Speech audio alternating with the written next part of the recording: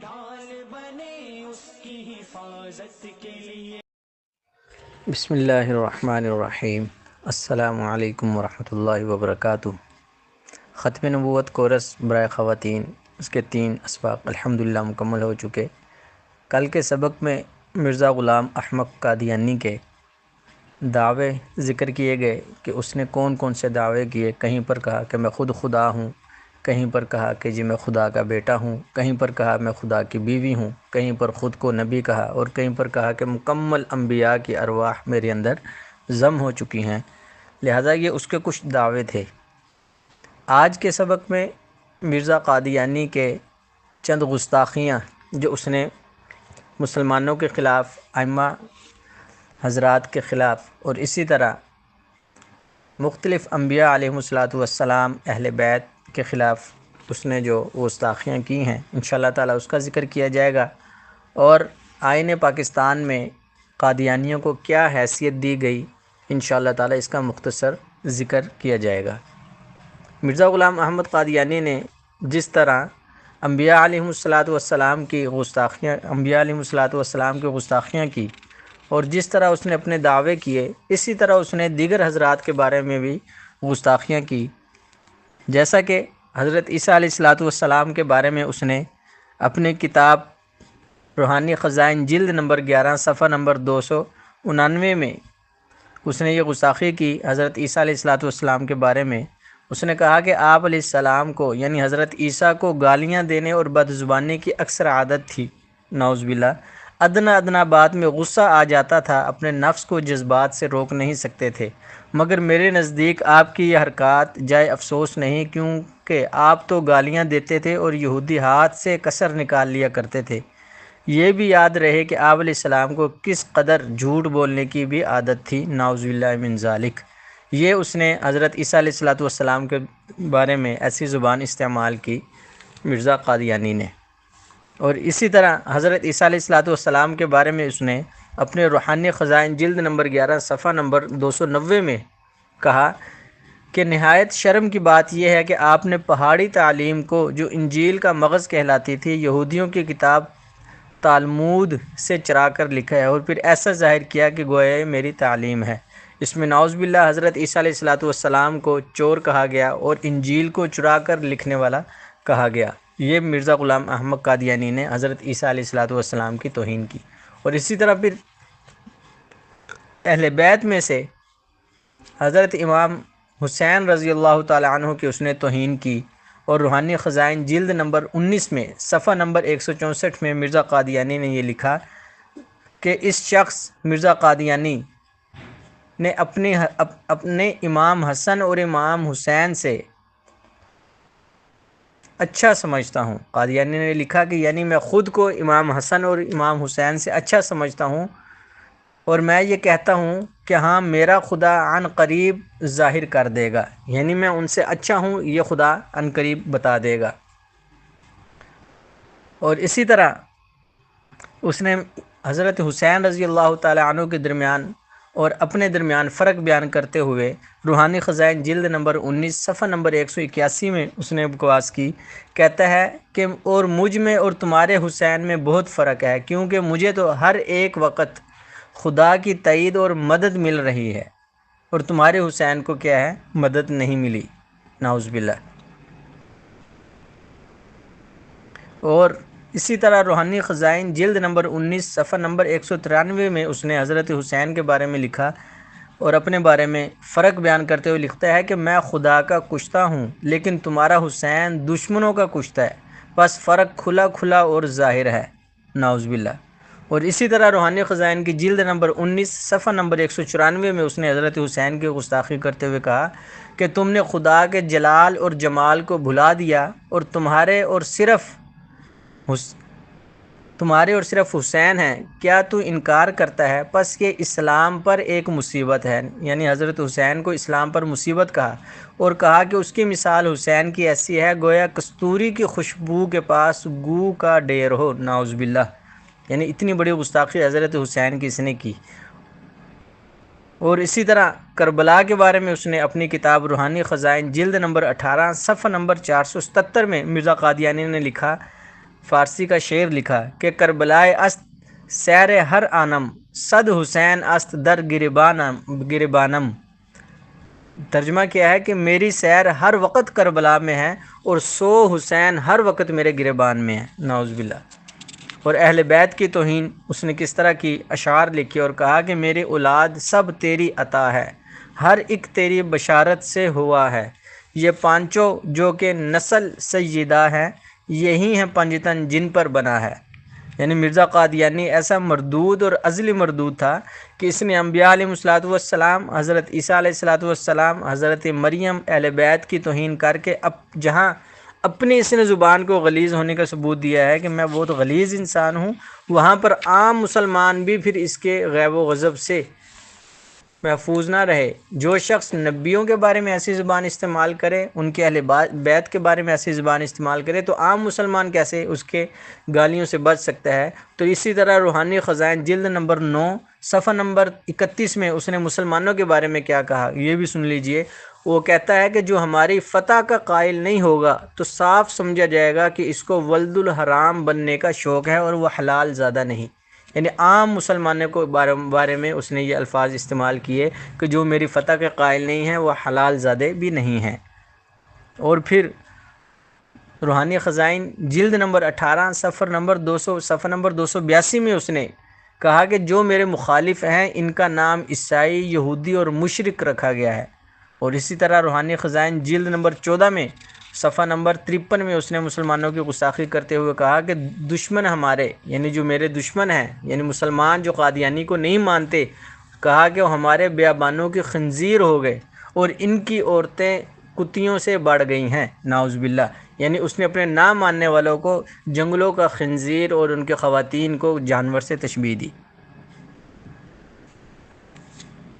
یہ چند وہ گستاخیاں تھیں جو آپ کے سامنے پیش کی گئی، جو قادیانی نے اپنی کتاب میں لکھی، اور اس کے علاوہ بہت ساری گستاخیاں ہیں جو مسلمانوں کے لیے، انبیاء علیہ السلام کے لیے، صحابہ اکرام کے لیے، دیگر لوگوں کے لیے اس نے استعمال کی۔ اللہ رب العزت اس مردود پر لعنت فرمائے اور اس کو جہنم کی گہرائیوں میں ڈالے۔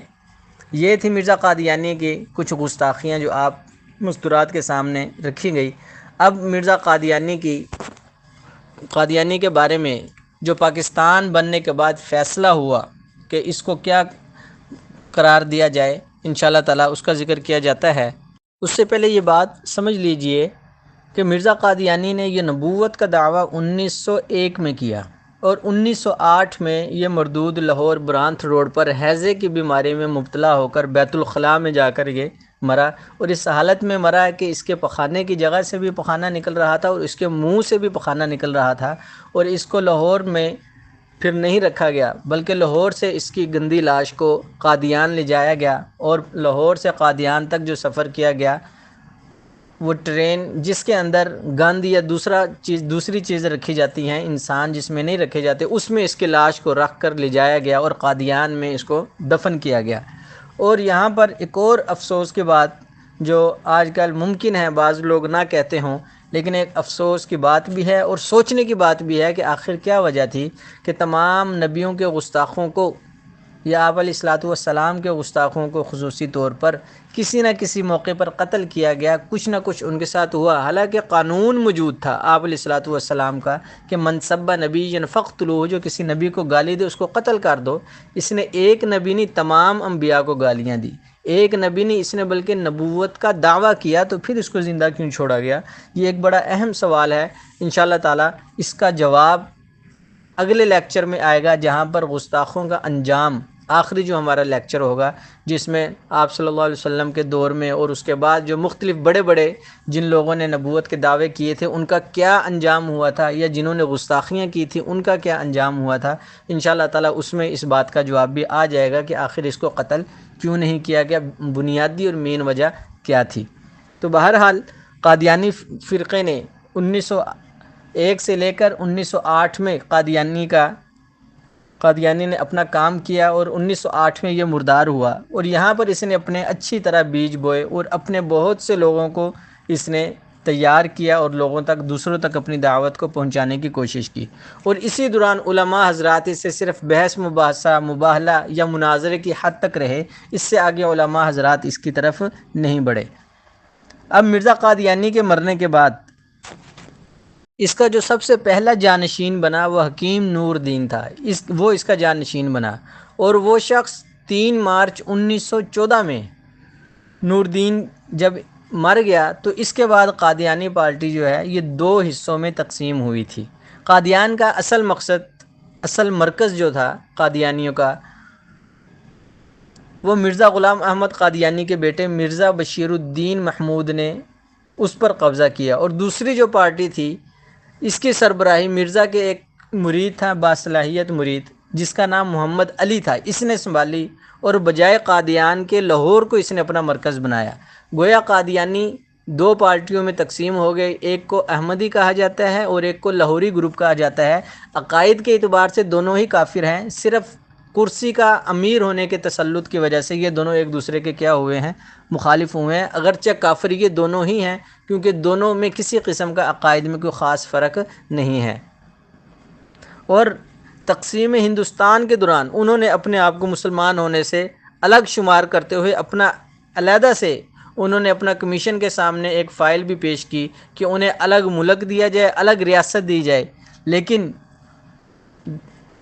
ان کو جب اس چیز پر ناکامی ہوئی تو انہوں نے پاکستان کا صوبہ جو ہے ہمارا پنجاب، ضلع چنیوٹ، تحصیل لالیاں میں دریائے چناب کے پاس 1035 ایکڑ زمین کو جو ہے انہوں نے خریدا اور اس کے اندر اپنے قادیانیوں کو لا کر بسایا، آج جسے چناب نگر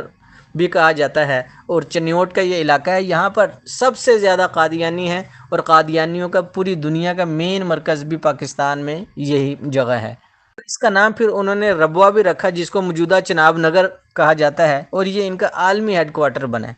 1965 میں مرزا کے جانشین دوم مرزا محمود کی وفات کے بعد اس کے بیٹے مرزا ناصر نے مرزا قادیانی کی جانشینی سوم کا کیا ہے انچارج سنبھالا، اور 7 ستمبر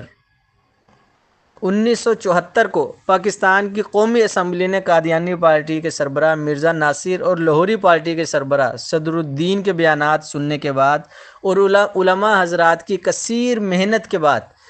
جب ختم نبوت کی 1953 کی یہ تحریک چلی، 1953 کی تحریک میں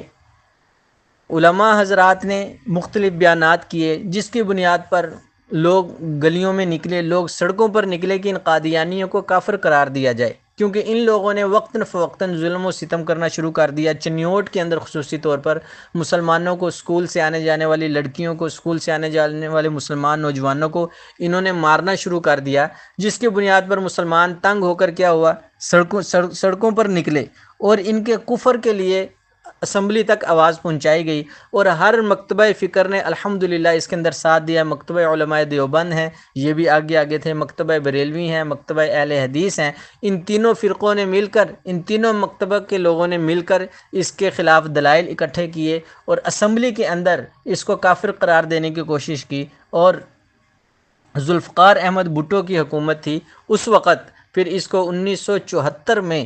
قادیانیوں کو کافر قرار دیا گیا، اور یہ 7 ستمبر کا دن جو آج بھی الحمدللہ یوم فتح کے طور پر منایا جاتا ہے کہ اس دن قادیانیوں کو کافر قرار دیا گیا۔ لیکن یہاں پر ایک اور بات ذہن نشین کریں کہ اکثر علماء حضرات اس کو یوم فتح بھی کہہ دیتے ہیں اور اپنی ایک بہت بڑی فتح سمجھتے ہیں، لیکن میرا ان سے ذرا مختلف نظریہ ہے، وہ یہ کہ قادیانی اگرچہ ان کو تو قرآن بھی کافر کہہ چکا، ان کو تو حدیث بھی کافر کہہ چکی تھی، پاکستان کی اسمبلی نے بھی کافر قرار دے دیا، لیکن یہاں پر بھی انگریز اپنی چال چلائے۔ اور یہ بات سمجھنا، تھوڑی سمجھنے کی بات ہے کہ انگریز نے کیسے چال چلی، کہ قرآن کا حکم تھا گستاخوں کے لیے، جو دین کو نہ مانے، جو مرتد ہو، اس کی سزا قتل ہے۔ حدیث نے کہا کہ اس کی سزا قتل ہے، لیکن اس کو مکمل طور پر اقلیت قرار، کافر قرار دینے کے بعد اب ملک کی انتظامیہ کی، ملک کی ذمہ داری بن گئی، ملک کے سیکورٹی اداروں کی ذمہ داری بن گئی ان کا تحفظ کرنا۔ اقلیت میں کیوں کیا آگے؟ کیونکہ اسلامی ممالک کے اندر اگرچہ ہمارا ملک نام کا اسلامی ہے، اس کے اندر نفاذ اسلام کا نہیں، لیکن وہ چیزیں جن میں غیروں کا تحفظ ہوتا ہو، یہ اپنے اوپر اسلام کو لاگو کر لیتے ہیں۔ لہٰذا ان لوگوں نے یہی کیا، جب ان کو کافر قرار دیا گیا، کافر قرار دے دینے کے بعد ان لوگوں کا تحفظ پھر ملک کی ذمہ داری ہوگی۔ پہلے کوئی بھی کسی بھی وقت ان کو قتل کر سکتا تھا، لیکن اب ملک نے اب تحفظ اس کا کرنا شروع کر دیا، اور آج ان کے جتنے بھی مراکز ہیں وہ مکمل طور پر کیا ہیں، محفوظ ہیں۔ یہاں پر بھی قادیانیت ہی کے تحفظ کو مد نظر رکھا گیا، اور آج پاکستان کی جیلوں کے اندر تقریباً 500 سے زیادہ گستاخان رسول موجود ہیں جنہوں نے گستاخیاں کیں، لیکن آج تک کسی کو پھانسی نہیں سامنے دی گئی، آج تک کسی کو پھانسی سامنے نہیں دی گئی۔ ہاں یہ لازمی ہے کہ کسی گستاخ کو کسی سنی نے قتل کر دیا ہو اور اس سنی کو پھر تختہ دار پر لٹکایا گیا، یہ ہر دور میں دیکھا جا سکتا ہے۔ اللہ رب العزت ہمارے ملک کے اندر اسلام کا نفاذ لائے تو انشاءاللہ تعالی کوئی گستاخ زندہ نہیں بچ سکتا، اور قرآن پر عمل ہوگا، حدیث پر عمل ہوگا انشاءاللہ تعالی۔ تو لہٰذا مختصر یہ کہ 1974 میں قادیانیوں کو کافر قرار دیا گیا پاکستانی قومی اسمبلی میں، اور اس